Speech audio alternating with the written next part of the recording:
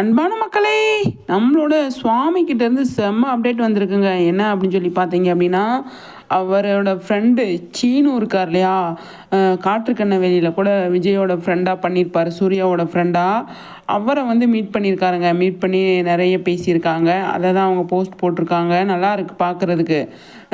காரில் போயிட்டு இருக்கும்போது சூப்பராக வந்து பாட்டெலாம் பாடிக்கிட்டு, ஜூன் போனால் ஜூலை காற்றே கண் பார்த்தால் காதல் காற்றே அப்படிங்கிற பாட்டு வந்து செம்ம பாட்டு இல்லையா? நல்லா எனக்கும் பிடிக்கும் அந்த பாட்டு. அதை வந்து ரேடியோவில் போட்டுட்டு அதை கூடவே பாடிக்கிட்டு காரில் ட்ரைவ் பண்ணிகிட்ருக்கார் போல். அதை செம்மையாக வீடியோ எடுத்து போட்டிருக்காரு. நல்லா இருக்குது பார்க்குறதுக்கு, சூப்பராக இருக்குது. சுவாமி வந்து இப்போ பெங்களூர்லலாம் இருக்கார், ஷூட்டிங் இல்லை அவருக்கு. அதனால் அவங்க வீட்டுக்கு போயிருக்காரு அப்படின்னு அவர் போஸ்ட் பண்ணியிருந்தார் இல்லையா?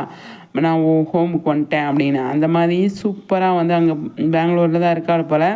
அவங்க ஃப்ரெண்ட்ஸ் எல்லாம் மீட் பண்ணிவிட்டு செம்மையாக வந்து ஃபன் பண்ணிகிட்ருக்காங்க. நல்லாயிருக்கு. அதை வந்து போஸ்ட் பண்ணியிருக்காரு. பாட்டு பாடிக்கிட்டு இருக்கிறத வீடியோவாக விட்டுருக்காங்க. நல்லா இருக்குது பார்க்குறதுக்கு, சூப்பராக இருக்குது அப்படின்னு தான் சொல்லணும்.